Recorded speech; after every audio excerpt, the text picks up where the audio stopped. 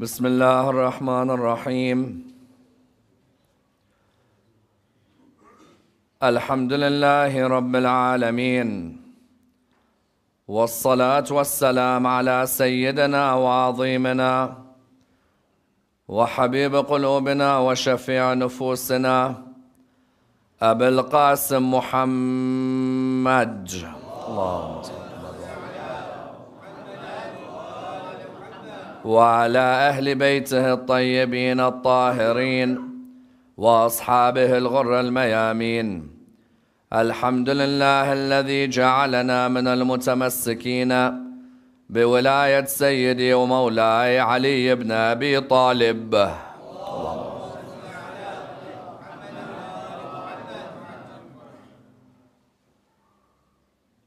الحمد لله الذي هدانا لهذا وما كنا لنهتدي لولا أن هدانا الله. أما بعد، يقول الله في كتابه الكريم: بسم الله الرحمن الرحيم، إنما المؤمنون إخوة فأصلحوا بين أخويكم واتقوا الله لعلكم ترحمون. The first of our salawat in honor of Rasulullah Muhammad sallallahu alayhi wa alihi wa sallam.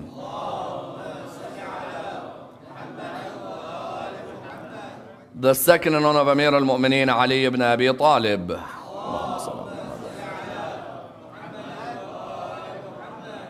The third with your loudest voices in honor of the Imam of our time, Imam Sahib al-Asr wal-Zaman.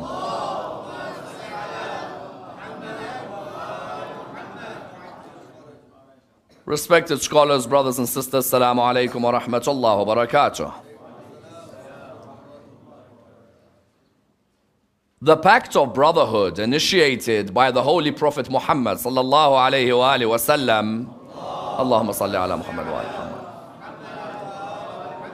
upon his entrance into the land of Medina with Amir al-Mu'mineen is without a doubt one of the greatest accolades to be given to Amir al-Mu'mineen in his life. Indeed, this Pact of Medina is without a doubt one of the most important pacts of brotherhood within the religion of Islam. And indeed is a pact of brotherhood which unfortunately has not been dissected with the depth that it deserves. If you were to ask many a Muslim in the world today, have you studied the pact of the brotherhood between the Muslims in the earliest stages in the land of Medina, you'll find unfortunately many have not studied this area. And this pact of brotherhood between the Muslims at the beginning of their entrance into Medina is not simply a pact between Muslims for that period, but is a pact of brotherhood for Muslims until today. Because this pact of brotherhood is not just a historical issue, it's of contemporary significance to our lives as Muslims today. The Muslim world today is in a beleaguered state without a doubt. When you look around the Muslim world today, there is hardly a Muslim country but that there is one Muslim fighting another, one Muslim killing another, one Muslim beheading another, one Muslim executing another. There are Muslims who are trading insults with one another. There are Muslims who are killing other Muslims even though they know that they are believers in La ilaha illallah. Indeed, if you were to go to Iraq, or to go to Syria, or to go to Lebanon, or to go to Pakistan, or Afghanistan, or indeed to go towards the land of Bahrain, or within the Hijaz, this pact of the brotherhood in Medina is a pact that needs to be applied to each of these areas today. Every day on the WhatsApp, every day on YouTube, every day on Facebook, every day on Twitter, you receive a video, not of a Muslim embracing another Muslim, not of a Muslim discussing with another Muslim, not of a Muslim in dialogue with another Muslim, but rather all you ever receive is how a Muslim is shooting another Muslim, how a Muslim is beheading another Muslim, how a Muslim has no love, no mercy, and no affection for any other Muslim. The original tenets of the religion of Islam was not for the Muslim to show hatred to another human, let alone another Muslim, but was rather for a Muslim to display love and affection to another Muslim. What world are the Muslims living in now, where simply because our theological or historical conclusions are different, we are ready to shed each other's blood? Every day in Iraq you hear a group of Muslims who believe heaven awaits them killed another group of Muslims who believe heaven awaits them. The arrogance that the Muslim world is displaying at the moment is an arrogance far from the pact of brotherhood in Medina. When the Holy Prophet entered Medina, he knew that unless he made a pact of brotherhood, then what would happen? What would happen would be that the egos of the Muslims would attack each other. He knew that when he entered Medina, there were certain individuals who had entered Medina with him, who were individuals of high repute in Mecca, but nobody knew them in Medina. Sometimes when you have a high reputation in one community and you enter another community, because of your insecurity, you start acting with arrogance. Why? The arrogant is always someone who is insecure. Rasulullah knew that some of his companions who had come with him to Medina, he knew that some of them, because they had left their homes, maybe there was a chance that may affect the way they looked at their fellow Muslim brethren in Medina. He had taken with him notable figures to Medina, as in by the time he had finished his 13 years in Mecca, from the age of 40 until the age of 53, I would say that maybe 50 to 100 companions traveled with him to Medina. That's it, not more than that. The Muhajirun from Mecca, maximum you're lucky if you're getting 60, 70 of them. But of them, there were notable figures. The likes of Talha, the likes of Abdul Rahman bin Auf, Umar ibn al-Khattab. These were famous figures in Mecca. When they've now come to Medina, the Prophet knew that now that we're building a new community in Medina, we're going to establish the bonds of respect between the Muslims. You look at the Muslims today, the bonds of respect have gone. Now it's become a case of my way or the highway. If you follow my school, I like you. And if you don't, then I'm willing to kill you. Whereas the Holy Prophet, when he entered Medina, wanted the sense of brotherhood to be built amongst the Muslims. He wanted to build a sense of fraternity amongst them. He wanted to make sure that the ego clashes between the Muhajirun of Mecca and the Ansar of Medina do not get in their way. Therefore, the pact of brotherhood in Medina became one of the most important pacts to have ever been made by the Prophet. Even I would say, if the Prophet was not a prophet and simply a statesman, the pact is a beautiful move. Why? Because you're going to remove the tension that could possibly exist. A new group of migrants come into an area. The people of the area may always be tense about who they are. So what's the best thing to do? The best thing is to bring the two of them together. Instead of the Muhajir clique hanging around with the Muhajir clique hang around with an Ansar. One becomes the brother of another. However, when it came to Ali ibn Abi Talib, he wanted to give him a special distinction on that day. And that special distinction is what we need to examine tonight.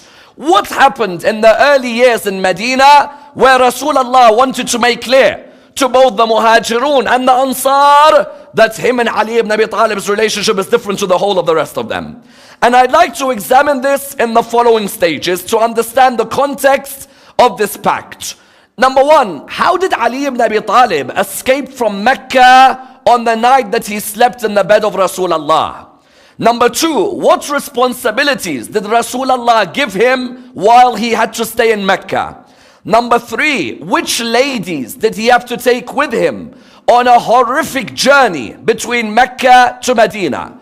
Number four, why didn't the Prophet leave Masjid Quba? Why did he stay at Quba? And what's the importance of that mosque in the religion of Islam?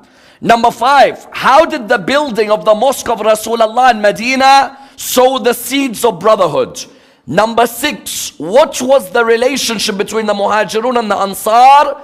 And who did the Prophet partner between the Muhajirun and the Ansar? And what distinction did Imam get on that day? And number seven, how were the Ahlul Bayt treated in Medina in those early years? And how were they welcomed to Medina 50 years later? Let's examine this in order that we understand the context of this important issue in the life of Amir al-Mu'mineen. Many times people ask the question, Imam Ali slept in the bed of Rasulullah. We understand. It was a dangerous night. We understand. How did he get to Medina? Because if you've slept in the bed of Rasulullah that night, when you've slept in the bed of Rasulullah that night, the Meccans know that you're still alive. They now know that the Prophet Muhammad has left. So how did Ali ibn Abi Talib get to Medina is a question many people ask. You see, when they realized that the Prophet Muhammad was not sleeping in the bed that night, what they decided was to do two things. First was to send a search party to go and find him. Secondly, to make an announcement in Mecca. What was the announcement? The announcement was, whoever captures Muhammad, 100 camels will be given to them as a reward.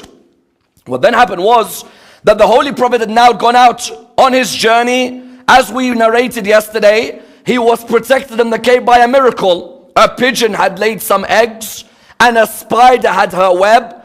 Therefore, whoever came near the cave would think there's no way a pigeon stays sitting and a spider's web stays intact if there's anyone in there. The Holy Prophet therefore was in the cave. That there was no doubt. What about Imam Ali ibn Abi Talib? Where was he on that occasion? You see, the Holy Prophet had said to Imam Ali ibn Abi Talib, he had said to him that you have a responsibility when I leave Mecca. You have to remain in Mecca for a couple of days. He said to him, why? He said, you have to remain to discharge two duties. The first duty you have to discharge is the morning after I've left, you have to stand in front of the people in Mecca and make an announcement to all of them. Now you imagine the scenario. Imam Ali ibn Abi Talib is now the only Muslim left in Mecca. The rest of the Meccans have all gone where? Medina, yes? They've all gone on the Hijrah. Imam Ali ibn Abi Talib remained behind where? He remained behind in Mecca. The Prophet said to him, I want you the day after I leave to stand in front of every Meccan and make the following announcement. If there is anyone who the Prophet Muhammad had their deposits and their trusts, the Prophet Muhammad, peace be upon him, his family has now left Mecca. Anyone who has deposits with him, I have their deposits, come and take them off me. It's a big duty. On the first level, what's important about that duty? It goes to show you what? On the first level, that the Prophet Muhammad had an interesting position in Mecca. His position was what? We hate you, but do you mind looking after our gold? We hate you. Here's $50 or dinars. Can you please keep them with you until next week? We hate you. This is my wife's jewelry. Can I keep it with you because you are Sadiq and you are Ameen? The Holy Prophet had an unbelievable position. He was so truthful and trustworthy that his enemies found no one better to keep their deposits with than him. So what would his enemies do? His enemies would come, and when his enemies would come, they'd say to him, for example, Muhammad, we don't like you, but here's $200. Can you keep them with you because we don't know anywhere else where we can keep them and they won't steal them? Habibi, if you're seeing the Prophet Muhammad is this trustworthy, why aren't you following him? You found that what they did, they would leave their deposits. They would leave their trusts. They'd leave them with the Holy Prophet. When they'd leave them with the Holy Prophet, Imam Ali ibn Abi Talib came out the next day. He stood in front of everyone. He stood in front of everyone and he said, if there's anyone here who has left a deposit with my Prophet has now left Mecca. If you want your deposit, come and collect it from me. Do you know what the second notable point is? Ali ibn Abi Talib is alone in the middle of so many. He does not fear if all of them attack him in the same time. Yes? It's an unbelievable trait. How many of you would stand in a country where the whole of your friend circle is left? You stand there in front of all of them and say, I have all your deposits. If you want to, here I am. I am Ali, son of Abu Talib. If any of you are brave enough to attack me, then feel free to attack me. But if you're not brave enough to attack me, then come and collect your deposits. One group of them looked at him, they thought, listen, if a 23-year-old can stand in the middle of Mecca and say, here I am, he's not the type of guy you want to mess about with, correct or no? That's number one. But number two, it also showed what? There was a group of Arabs. The Arab are a cunning group of people, no doubt. The Arabs, what do they think? Some of them thought, hold on, Ali ibn Abi Talib has got deposits. It must mean he has gold. It must mean he has jewelry. Why don't we come up to him and just say to him, listen, Muhammad left us some gold, so now we've come to collect it. He's not going to know if Muhammad truly left it or not. Look who they're messing about with, yes? They came, who came? The first to think of this idea was Hanzala, the son of Abu Sufyan. Hanzala, son of Abu Sufyan, came to Umar bin Wa'il. He said to him, Umar, he said, what? He said, did you hear the news? He said, what? He said, Ali ibn Abi Talib just stood up in front of every Meccan, even Abu Lahab, even Abu Jahl, even Utbah bin Rabi'ah. He stood up in front of all of them and he said, the Prophet Muhammad's left Mecca. He said, yes, I heard. Apparently he went in the middle of the night. He said, yes, he left Mecca. He said, but you know what's better than that? He said, what? He said, Ali ibn Abi Talib has all the jewelry and the gold that we used to deposit with Muhammad. He said, did you ever deposit anything with him? He said, no. He said, so what do you mean we used to all deposit? He said, let's make up that we left some gold with him. And so we'll go to Ali ibn Abi Talib and we'll say, listen, there's about 500 grams of gold that belongs to us. So can you give it to us? Because Muhammad's not here. So you give it to us on the basis of our word. He said to him, Ali ibn Abi Talib will never fall for that. He said, don't worry, Ali ibn Abi Talib is alone now. There's no one with him. Muhammad's not there to say that we're lying. Let's go to Ali ibn Abi Talib and we tell him. He said, so what, we both go? He said, no, you go. He said, I thought we both go. He said, no, you go. Umar said, you know what, I don't want to mess with Ali ibn Abi Talib in this way. Hanzala looked at him, he said to him, listen, you know Hind, the wife of Abu Sufyan? He said, yes.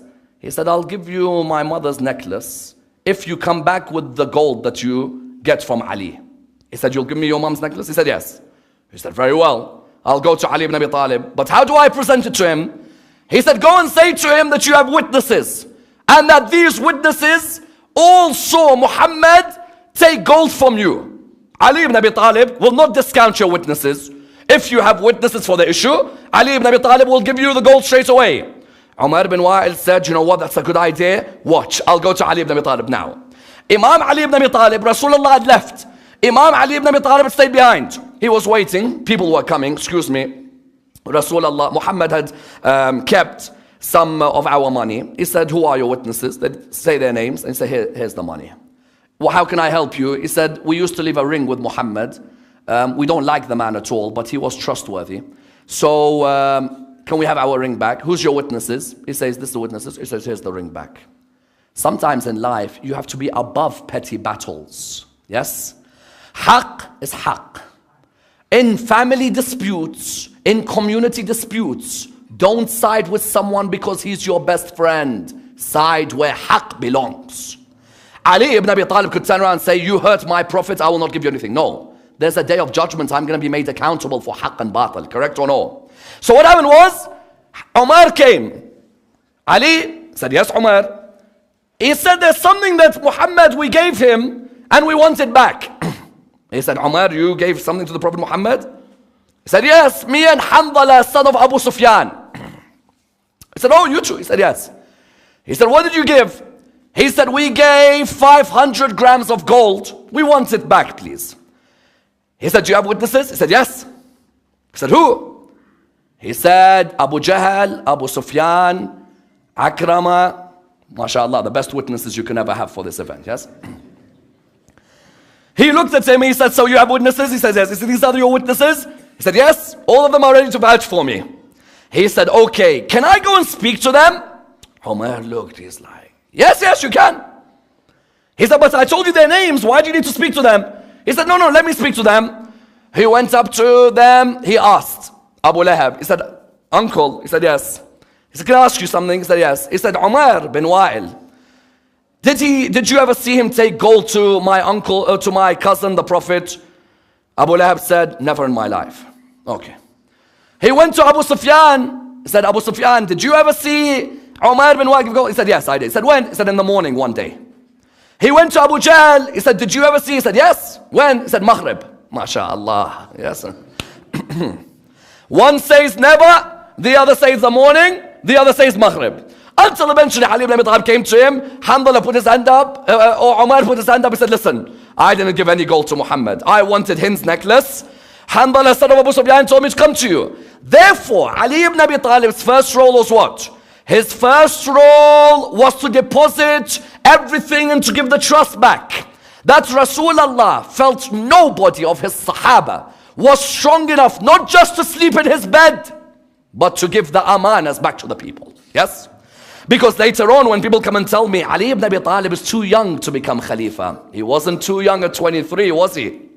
There were others who were older than him, but Rasulullah felt that he was the best to look after his deposits, to sleep on the bed. What was his third duty while Rasulullah had gone to Medina? his third duty was to bring the Fawatim to Medina. The Fatima is the singular, correct? One. Fawatim means a group of Fatimas, yes? Ali ibn Abi Talib remained behind as the only Muslim to have remained behind in Mecca. The rest have all gone, but 3 women remained behind with him. Rasulullah said, I want you to bring these women from Mecca to Medina. 3 Fatimas. Which ones? The first of them, Fatima bint Asad, his mother. Yes? She was the first of them, which he took with him. The second of them was whom? Was Fatima, daughter of Hamza bin Abdul Muttalib, his cousin. Yes? Some narrations I've read say Fatima, daughter of Zubair, his uncle. But Fatima, daughter of Hamza, son of Abdul Muttalib. The third Fatima, Fatima al-Zahra, salawatullah wa salamu alayha. Allahumma salli ala Muhammad. Fatima al-Zahra had remained behind. Fatima bint Asad had remained behind, his mother, and Fatima, daughter of Hamza bin Abdul Muttalib. Ali took them. He said, listen, the Holy Prophet has told me that I have to take all of you with me to Medina. It's not going to be an easy journey, but you have to remain patient with me, because they're going to send out a search party against us, and they're going to want to finish us on the way. Yes? Fatima al-Zahra at that young age, she was at the tender age of the time of how old? 13 years of age. Some narrations mention that the narrations, what do they mention? Sorry, at the time, they mention that she was only how old at the time? They mentioned that at the time maybe she was around 7 or 8 years of age. It was just at the beginning of that period of the Hijrah. The narrations, what do they mention? They mention that Fatima al-Zahra alayhi salam walked with him. Fatima bint Asad walked with him. Fatima, daughter of Hamza bin Abdul Muttalib, walked with him. They went from Mecca. They traveled in the darkness of the night. Abu Lahab was disturbed. How did my nephew get out? And he's taken Fatima, and he's taken his mother, and he's taken Hamza's daughter. Abu Lahab decided to send people after Ali ibn Abi Talib. Rasulullah at that stage had undertaken a 9-day journey from Mecca to Medina. 9 days he was able, and there was different search parties sent out to kill Rasulullah. Different search parties were sent out, but Allah subhanahu wa ta'ala says they plan and we are the greatest of planners, correct? وَيَمْكُرُونَ وَيَمْكُرُ اللَّهُ وَاللَّهُ خَيْرُ الْمَاكِرِينَ. How many plots they devised to kill Rasulullah? Eventually, Rasulullah with his companion, they managed to reach where? They managed to reach an area where Qiba mosque was to be built. Rasulullah stopped at an area. The house which he stayed in, was owned by a lady called Kulthum, daughter of Hind. He stayed in that house. Abu Bakr kept telling him, let's go to Medina. What are we doing waiting here? He said, Ali ibn Abi Talib sacrificed his life for me. I will sacrifice and wait for him. Because the other one is saying, let's go, let's go. What are we doing here? The people of Yathrib, remember it wasn't called Medina to Nabi at the time. The people of Yathrib are waiting. Medina is waiting to celebrate our appearance. Rasulullah turned around and said, I will not go. I will stay here. And if it means we build a mosque here, then we will build a mosque here. And we'll pray our qasr prayers over here, because we're on a journey. We will stay here for this period. If I stay here 1 day, 2 days, 3 days, it doesn't matter. Ali ibn Abi Talib has slept in my bed. Ali ibn Abi Talib has gone and given deposits alone in the face of every Meccan. Ali ibn Abi Talib is carrying his mother and my daughter and my cousin alone with him on a journey. How dare I leave without Ali ibn Abi Talib coming? True? Because it would be something out of the character of Rasulullah. Rasulullah, his heart is the softest heart. There's no way he'll enter Medina without Ali ibn Abi Talib next to him. So he said, I'll wait here in this area. He waited. Imam Ali ibn Abi Talib left Mecca to go towards Medina. Do you know what they did? They sent soldier after soldier towards him. Darkness of the night, he's with the Fatimas. Fatima al-Zahra is next to him. At the time, of course, they were not married. Fatima, his mother, is next to him. Fatima, daughter of Hamza, is next to him. All of a sudden, a group of soldiers mounted an attack. They mounted an attack. He looked at each one of them. He said to them, none touches my mother, and none touches the daughter of Rasulullah. None touches the daughter of Rasulullah. and none touches my mother, and none touches the daughter of Hamza bin Abdul Muttalib. If you want, fight me alone. Do you know what a devastating attack they made on him? Attacking him from every angle. And he is defending for his life the daughter of Rasulullah. Yes? For his life, he's defending. Injuries all over his body. Yes? Until eventually, he managed to overcome all those who attacked him. His leg was swollen walking towards Medina. Yes? Completely swollen. But his whole aim was what? I will make sure not a graze goes on Fatima al-Zahra alayhi salam. Yes? When people ask me later on, why did she accept Ali ibn Abi Talib? Because she saw the whole of Ali ibn Abi Talib was immersed in the love of her father. Yes? The whole of Ali ibn Abi Talib was immersed in the love of Rasulullah. Who else would she want to be her husband? A man who grieves or a man who gives his life for Rasulullah. Therefore what happened was, he carried the Fawatim. Rasulullah was waiting anxiously. Rasulullah knew Allah subhanahu wa ta'ala is the greatest protector. But he also knew to sleep in his bed that night. He also knew to give away deposits while Abu Jahl and Abu Lahab and Abu Sufyan are all still in Mecca. He also knew that journey, I'm with a man and the man is grieving. How about Ali with 3 women? How difficult will it be? He waited and waited until he had constructed that mosque. Then he saw from a distance the steps of Ali ibn Abi Talib walking towards him in Medina. And next to him, he saw his daughter Fatima al-Zahra. Next to her, Fatima bint Asad. Next to her, whom? Next to her, Fatima, the daughter of Hamza bin Abdul Muttalib. The embrace that took place between the load of them. Yes? What's an embrace between Rasulullah and his daughter? Between Rasulullah and Ali ibn Abi Talib? And it was over there that Rasulullah decided that the mosque of Quba will be built. Those of you who've been to Hajj will know that one of the mosques we all visit while we are in Medina is the mosque of Quba. Why? Firstly, it's the first mosque to be built in Medina. Rasulullah took about 14 days to build that mosque so that the Muslims of that area were able to pray. Secondly, Rasulullah, even after building that mosque, would go and visit that mosque, and he has a famous hadith. Whoever prays 2 ruk'ah in the mosque of Quba, it's as if he has completed 1 whole umrah on the path of Allah subhanahu wa ta'ala. 2 ruk'ah in the mosque of Quba. Why? Because the mosque of Quba brought him great memories of when Ali ibn Abi Talib managed to come the whole way of that journey. Number 3, the mosque of Quba is the one mentioned in the Quran. In Surah 9 verse 108, Allah talks of a mosque which is built on taqwa. Is different from a mosque which in the ayah before is Masjid Dirar, a mosque which is harmful. Because you know what the hypocrites of Medina tried to do to Masjid Quba? The hypocrites of Medina, when Rasulullah was going on the battle of Tabuk, tried to build a mosque next to the mosque of Quba. Why? So that they could cause dissension while Rasulullah was away. That mosque was one of the only mosques in the time of Rasulullah which he ordered to be destroyed. Someone says, can a mosque be destroyed? Yes.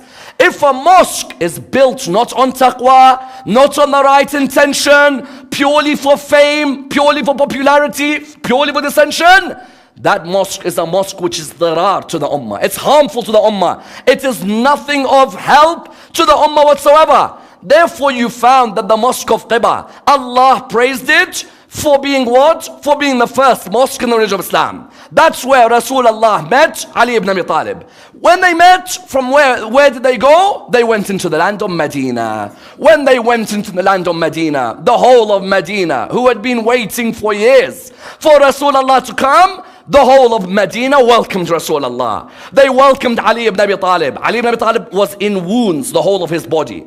He entered upon the land of Medina. They welcomed all the companions of Rasulullah. Rasulullah at the beginning, where did he stay in Medina? He stayed in the house of Abu Ayyub al-Ansari. Abu Ayyub al-Ansari is from Banu Najjar. Banu Najjar, Rasulullah's mother and grandfather, one side of them is Banu Najjar. Therefore, Rasulullah at the beginning stayed with Abu Ayyub al-Ansari.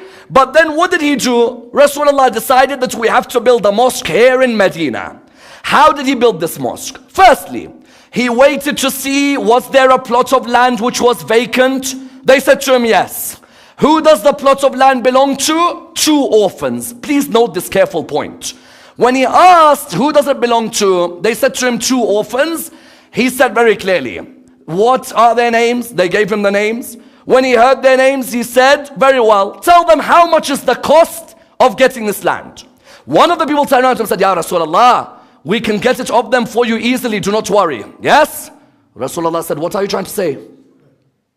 Because the amount of people who steal money from orphans in the Muslim world is phenomenal. Do you know how many people, when they know a rich father has died, they exploit their children in a way you will not believe? Yes? And those people, may you not see what awaits them on the day of judgment. Because in the Quran, the number of verses where Allah says, those who eat the wealth of the orphan will eat the fire of hell on the day of judgment. And it's not like me to quote the fire of hell in my lectures, yes? But there's only one ayah where it's clear.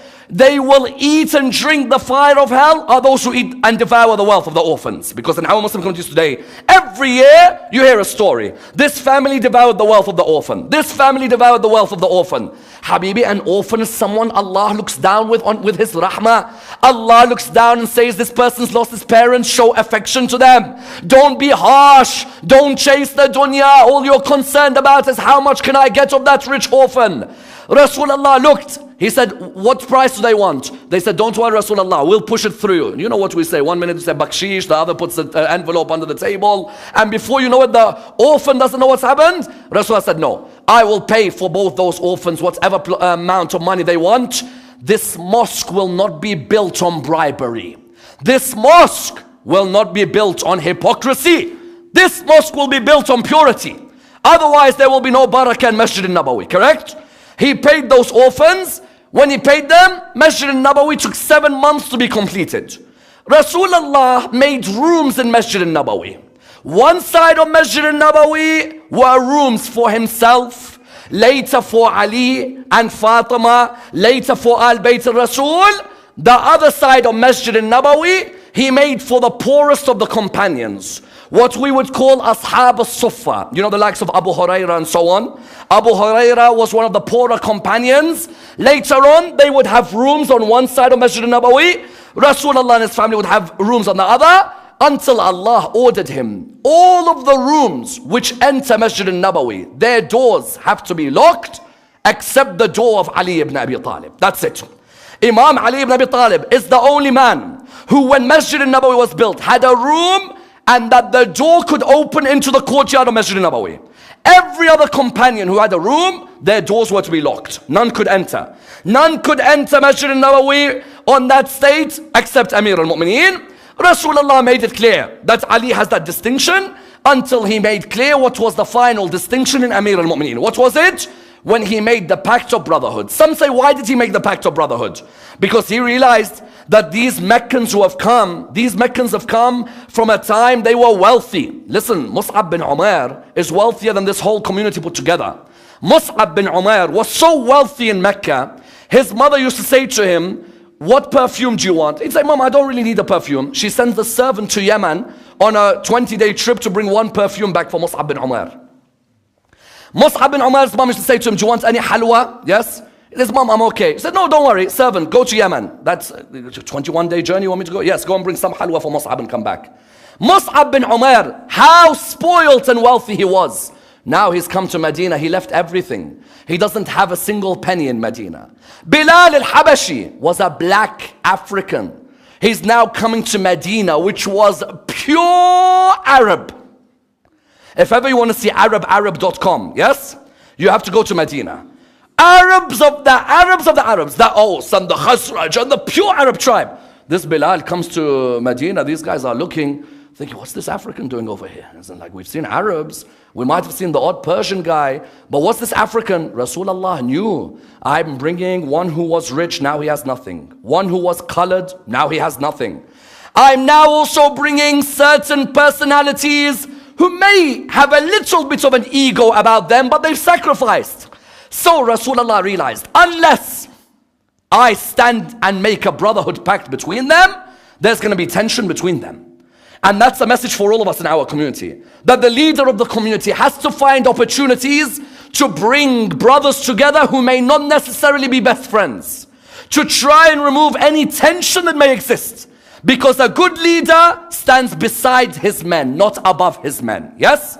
Rasulullah understood this, so he gathered all of his Sahaba together and he said to them, all of the Muhajirun come. These Muhajirun came. And you know these Muhajirun, you know how difficult it was in Medina in the early days for them? The Medinian, he's already got a house, he's already got a horse, he's already got a job. The Meccans now come to Medina, he's got no house, no horse, no job, no clothing. So Rasulullah realized that I have to make sure that I make all of them feel equal with one another. Do you know Ali ibn Abi Talib's first job in Medina, what it was? He used to go and collect buckets of water. His payment was 16 dates a day. You think when you proposed to Fatima Zahra, you think he proposed because he was wealthy? You think he had so much money, that's why he proposed for Fatima? Marriages aren't made because you have great money to show the girl. Marriages are made when the sincerity is there when you approach the girl. Ali ibn Abi Talib's first job in Medina as a Meccan was what? His first job, he collects buckets of water the whole day. He gets paid 16 dates a day. Rasulullah knew these Meccans have left great land, but they've emigrated for the sake of Islam. So he brought all of them together. He said, today, O Muhajirun, and today, O Ansar, your women and men can marry from each other. The black and the white can marry from each other. There is no discrepancies and no differences between any of you anymore. All of you are to show ties of affection to one another. There is no racism between any of you. All of you have to be the backbone for one another. I want all my companions together, Meccan and Medinian. They all came. He said, where is Abu Bakr? They brought him. He said, where is Kharija bin Zuhair al-Khazraji? They brought him. He said, you two embrace each other, for now you are brothers, Muhajir and Ansar. Yes? Where is Umar ibn al-Khattab? They brought him. Where is Aitan ibn Malik? They brought him. Said, embrace each other, for you are now brothers in the religion of Islam. Yes? Where is Uthman bin Affan? They brought him. Where is Al-Aws bin Thabit? They brought him. Said, embrace each other. You are now brothers in the religion of Islam. Where is Mus'ab bin Umar? They bought him. Where is Abu Ayyub al-Ansari? They bought him. Said, you are now brothers in the religion of Islam. Where is whom? Where is Abu Dhar al-Ghafari? They bought him. Where is Al-Mundhir? They bought him. They said, now you two are brothers in Islam. Do you know what Rasulullah was saying? Rasulullah was trying to say that I don't want any problem. Arab, non-Arab, Medinian, Meccan, Nairobi, Mombasa, Dar es Salaam, Najaf, Karbala, Iraq, Mashhad, Syria, Lebanon. Embrace each other. Abu Bakr, Kharija bin Zuhair, Umar ibn al-Khattab, Aitan bin Malik, Uthman bin Affan, Aws bin Thabit, Mus'ab bin Umar, Abu Ayyub al-Ansari, Abu Dhar al-Ghafari, Al-Harith bin Undar, Abd al-Rahman bin Auf, and Sa'ad come together. You know, Sa'ad said something I will never forget. He said, Ya Rasulullah, Abd al-Rahman bin Auf is now my brother. And not just my brother, everything that belongs to me belongs to him. Even if he wants my wife, he can have her. Rasulullah said, no, not that far, don't worry. We wish there were more brothers like this, by the way. That would be an unbelievable Islam. But he said at that moment, he said, Ya Rasulullah, you said we are brothers, so whatever is mine belongs to him. He said, no, not that far. You keep your wife for yourself, inshallah. Therefore you found Abu Dhar al-Ghafari, Sa'ad, Abu Dhar al-Ghafari al-Mundhir, Abd al-Rahman bin Auf. Each of these companions, Talha, Ka'b bin Malik, each of them, one Muhajir, one Ansar. One from Mecca, one from Medina. Why? Rasulullah didn't want this thing, I'm Meccan or I'm Medinian. He wanted, I am a believer in La ilaha illallah. I'm a believer in the message of Rasulullah. I'm a lover of the religion of Islam. Imam Ali ibn Abi Talib was left alone. He came to Rasulullah. He said to him, Ya Rasulullah, with all of them, you have made brothers for them. But me, Ya Rasulullah, he said to him, Ali, with all of them, I have shown them their brothers. Anta akhi fi dunya wal akhirah. You are my brother in this world and the hereafter. Let's have another Nara Haidar, inshallah. Mainly it's the Pakistanis. Let's see some Khoja. Ya Allah. Let's have another Nara Haidar, inshallah.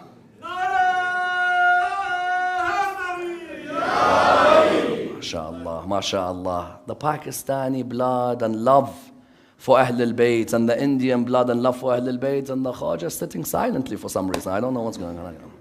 Sallu ala Muhammad wa ali Muhammad. Anta akhi fi dunya wal akhirah. You are my brother in this world and the hereafter. The rest of them are brothers with one another. As for the akhirah, I'll leave for Allah to decide. But as for this world and the hereafter, Ali ibn Abi Talib is my brother. Couldn't he have made Ali ibn Abi Talib a companion of Ansari? Of course he could. But he wanted to make a distinction. The son of Abu Talib was a light before we were created with me. And he remains a light with me while we're alive. And is a light with me on the day that we are raised on the day of judgment. Clear? Therefore you found that pact of brotherhood brought unison between the Muslims. The people began to realize their rights on one another. They began to also realize the distinction that Rasulullah and Ali ibn Abi Talib had. That while Abu Bakr was partnered with Kharija, or Umar with Aitan, or Uthman with Al-Aws bin Thabit, Rasulullah only looked towards Ali ibn Abi Talib as his brother in that world. His brother and his helper, protector, commander, the one who looks after everything. And that's why the ayahs in the Quran came down from there. The ayahs of the Quran, what did they want to say? They wanted that Muslim community to be a symbol. وَاعْتَصِمُوا بِحَبْلِ اللَّهِ جَمِيعًا وَلَا تَفَرَّقُوا. Hold on to the rope of Allah. Do not disunite. The success of that early Muslim community was what? Their unity with one another. Their unity, that they weren't backstabbing one another. They tried to support one another in unison as brothers with one another. And Ahlul Bayt, especially that early Muslim community, protected them and looked after them, yes? Whether it was Fatima al-Zahra upon her entrance into Medina, whether it was Ali ibn Abi Talib upon his entrance into Medina, whether it was their children later on, Medina became a home, a place of warmth and compassion for Rasulullah and his family. They could walk around with respect, with honor, with dignity, with the whole of Medina honoring their position, knowing their status in the eyes of Rasulullah. 50 years later, they entered Medina, coming back from the battle of Karbala, yes? 50 years later, that same Medina that had welcomed them became a Medina that saw the ladies of Al Muhammad return from Karbala. When they had left Medina, one of them had a 6-month-old baby in her hands. He wasn't there anymore. When they left Medina, one of them bid farewell to her uncle. He didn't come back anymore. When they left Medina, one mother in particular said goodbye to her 4 sons, yes? But she thought there could be a chance those 4 sons would return, yes? But when Bishr bin Hadlam came in Medina, he stood up and he began to recite the poetry to the people of Medina, telling them about who's now entered Medina from Karbala, the news from Karbala. That lady who had said goodbye to her 4 sons from Medina, she came to him. She said, what's the news of Karbala? What's the news of what's happened? He looked around, he began to ask, who is this lady who is asking me? And they said to him, you don't know who she is? He said, no, tell me, who is she? And they replied to him, that is al-Bani, the mother of the 4 sons. He looked towards her. His first lines hurt you the most. He said to her, may Allah reward you over the death of your son Auna. She replied to him, tell me, I beg you, about Aba Abdullah al-Hussein. Allahu Akbar. He's telling her about her son, but she only believes she's got 1 son, Hussein. He tells her, may Allah reward you over your son Uthman. She said, tell me about Aba Abdullah, I beg you. He told her, may Allah reward you over your son Abdullah. She said, I asked you to tell me about Aba Abdullah. But then the next slide is the one that hurt her the most. He said to her, may Allah reward you over your son Abbas. She dropped the baby of her hand onto the ground. She fell towards the ground, but then she stood up again and she said, tell me about Hussein, don't tell me about Abbas. That's why she has a famous line. What does she say? If you gave me all the heavens, and you gave me all the world, and you gave me 70 Abbas, I'll replace all of them to see the head of Hussein in peace. Allahu Akbar. Which mother talks like that, yes? She'd rather see Abbas killed but see Hussein alive. When al-Baneen heard this, she wondered, where is Zainab? Where is Rabab? Where is Layla? So she looked around Medina, that same Medina that had welcomed them. She walked, she knocked at the door of the house of Fatima al-Zahra, yes? Bibi Fadda turned around, she went to answer the door. She came back to Bibi Zainab, she said, Bibi, you told me not to answer the door for anyone. So Bibi Zainab said, who is it? She said, it's al-Baneen. Bibi Zainab began to cry when she heard the sound of al-Baneen. When al-Baneen came towards Zainab, she said to her, wa Husayna. Zainab said, wa Abbas. They both fell on top of each other. She began to go around these women. She saw these women, one of them shouting, where is my Akbar? The other shouting, where is my Abbas? The other shouting, where is my Aun? But one of them screaming, where is my Asghar? Now I want to see him. When later al-Baneen, the rest of them, they go and visit Rabab. Rabab, when she returned to Medina, she asked something to happen in Medina. Do you know what it was? She said, the roof of my house, she asked the builders, remove the roof. They said to her, but the sunlight will burn you, Rabab. She said, remove the roof. When they came to her later, they said to her, Rabab, why do you want the roof removed from your house? She said, how can I be covered from the burning sun while I saw Abu Abdullah burned by it on the 10th of Muharram?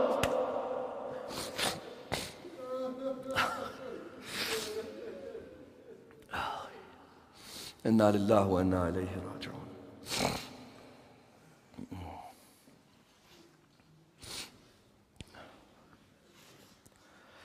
Ya Allah, unite us on the love of Muhammad and Al Muhammad. Ya Allah, allow us to honor the pact of brotherhood set by Rasulullah in Medina. Ya Allah, raise us with Rasulullah and with Amir al-Mu'mineen alayhi salam. Ya Allah, unite the Muslim Ummah on the love of Muhammad and Al Muhammad, and allow them to be amongst the companions of Imam Sahib al-Asr wal-Zaman. One of our dear brothers, our brother Shayni Ja'far in Allentown, again his family has requested for another dua, because he's feeling extremely unwell at the moment. And for all those who are feeling unwell, we recite the ayah. Bismillah ar-Rahman ar-Rahim. Amman yujibu al-muftarra idha da'ah wa yakshifu as-su'. Amman yujibu al-muftarra idha da'ah wa yakshifu as-su'. Amman yujibu al-muftarra idha da'ah wa yakshifu as-su'. أمن يجيب المضطر إذا دعاه ويكشف السوء أمن يجيب المضطر إذا دعاه ويكشف السوء. Ya Allah, in the name of the one who was ill at Karbala, Imam Zain al-Abidin, cure all of our loved ones around the world. Ya Allah, bring peace and prosperity to them and remove all illness and calamities that they face. Ya Allah, raise us with the Imam of our time and allow us to spread justice in this world and remove all the oppression that exists. We pray to Allah subhanahu wa ta'ala with the Surah Al-Fatiha, but before it the loudest of your salawat.